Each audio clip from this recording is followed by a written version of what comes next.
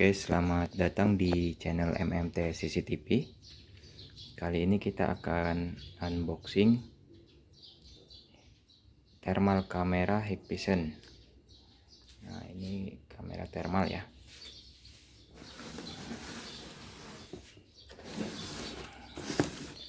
Thermal kamera Hikvision. Ini support line crossing, installation detection, temperature, fire detection, GC, 3D DNR, DDNN, dan PoE speknya.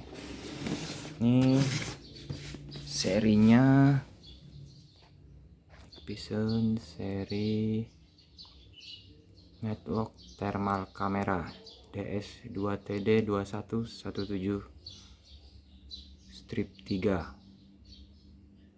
ya. Langsung aja deh kita buka.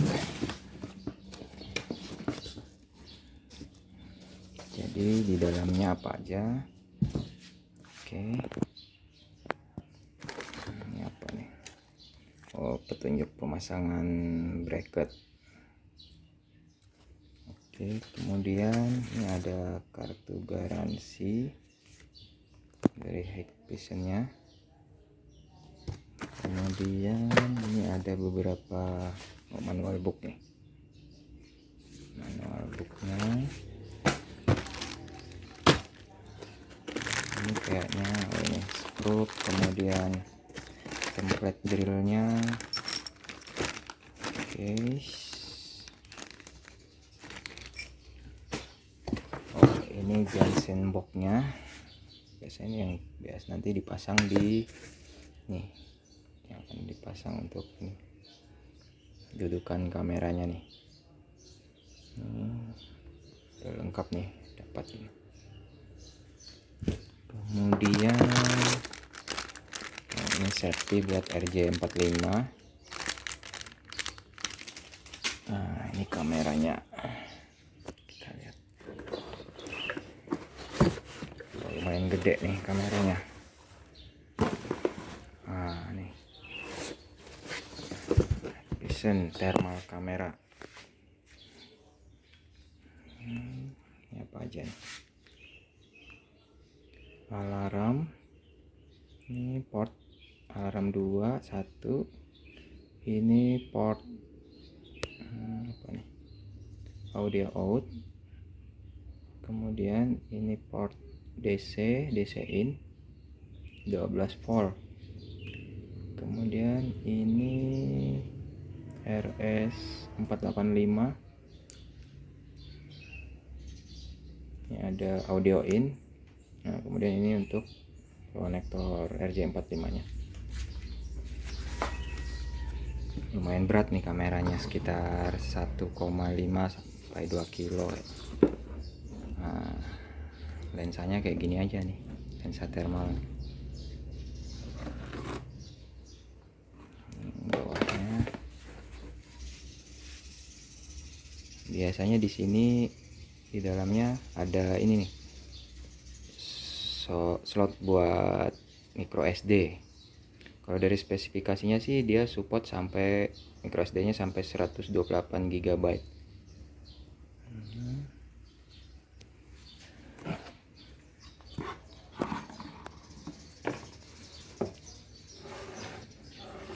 Oke, seperti ini bentuknya. Nanti kita coba tes ya, seperti apa. Sekalian kita konfigurasi. Oke, tetap standby di MMT CCTV. Ya, kita kembali lagi. Nah, sekarang kamera thermalnya sudah kita pasang nih.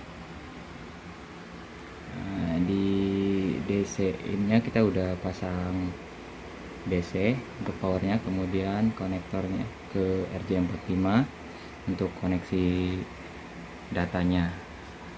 Nah, untuk defaultnya sendiri IP kamera thermal Hikvision ini default IP addressnya adalah 192.168.1.63. Nah, itu kalau pertama kali setting itu passwordnya belum ada, jadi kita harus create password dulu untuk loginnya. Nah, di sini kita udah setting password loginnya. Jadi kemudian kita tadi udah setting juga sih ininya, sudah kita rubah IP addressnya. Nah, sekarang kita masuk ke browsernya. Jangan lupa untuk settingnya masuk ke browser dulu. Tadi kita sudah rubah ke IP-nya menjadi 204. Nah, seperti ini tampilannya. Awalnya loginnya standar admin, kemudian password yang sudah kita rubah tadi, kita create. Oke, kemudian login. Nah, ini tampilan awalnya seperti ini.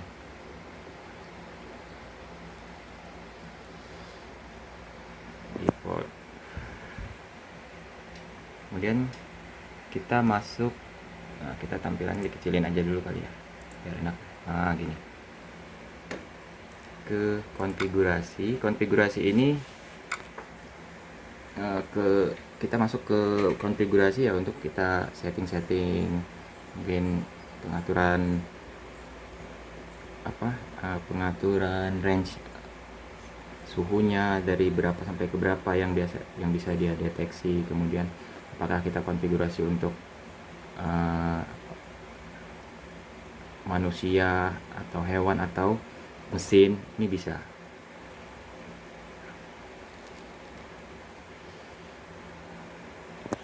Nah, kita rubah tampilannya dulu kali ya, biar begini. Oh sorry, awalnya sih di sini. Nah, ini pengaturan rulesnya. Kemudian kalau mau ngerubah network di sini basicnya. Nah, ini tadi udah kita rubah. Sebelumnya defaultnya itu 192.168.1.63. Nah, ini kita udah rubah menjadi 204 seperti itu. Jangan lupa setelah dirubah kita harus save dulu. Kemudian kita rubah tampilan aja dulu seperti standarnya yang biasa.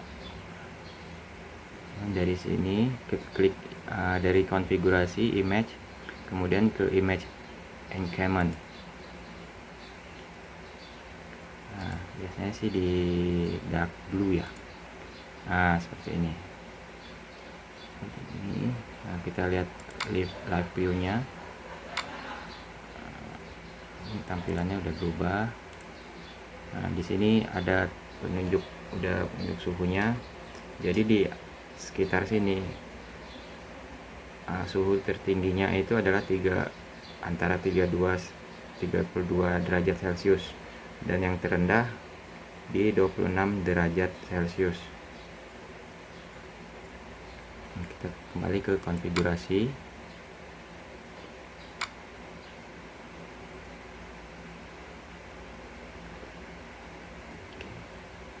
Ini temperatur, kita ke temperatur.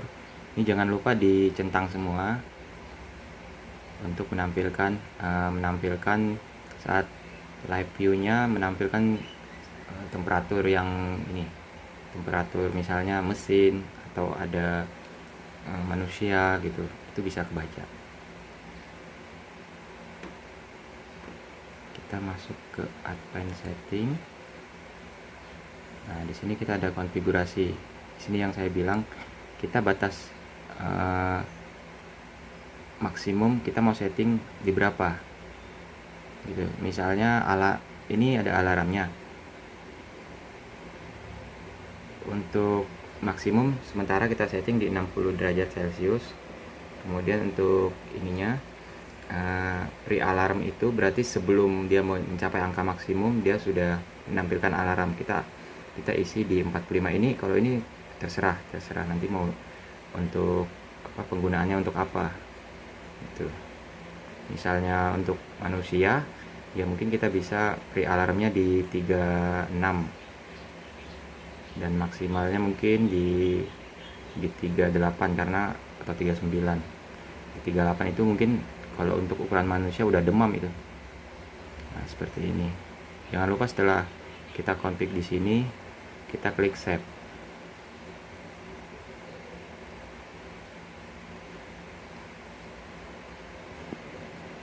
Oke, kita lanjut ke pengaturan untuk mendeteksi api, fire detection.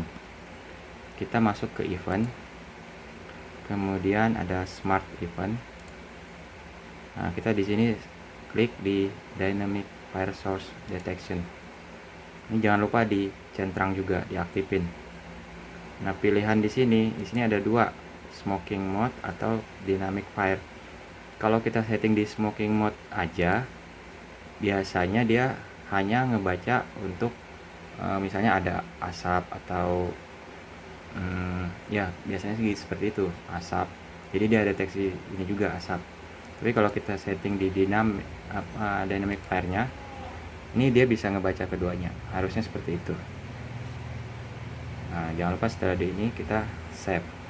Setelah di save, kemudian kita klik di fire source region cell. Nah, di sini kita bisa misalnya anggaplah ini saya nyorotnya ke kipas angin nih. Di sini kita buat area sini yang akan dideteksi api. Anggaplah ini mungkin mesin ya. Nah, mesin ini kita mau diaktifin untuk fire deteksinya. Nah, tinggal kita klik draw area dari sini, kemudian ini ya, anggaplah seperti ini. Oke, setelah itu kita masuk ke add. Ini setelah kita draw area, add. Nah, di sini kita klik add, kemudian ada muncul seperti ini. Oke, save. Jangan lupa setiap habis setelah konfigurasi kita save. Oke, kita live view lagi.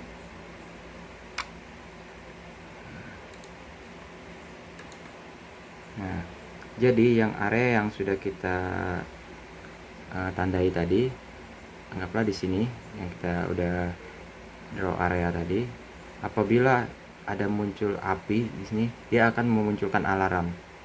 Fungsinya tadi seperti itu. Jadi apabila misalnya perangkat ini terbakar atau berasap menimbulkan api, maka dia akan otomatis alarmnya akan berbunyi. Oke, kita kembali ke konfigurasi lagi. Oke, selanjutnya nanti kita akan coba bagaimana melihat hasil recordnya, record kamera ini.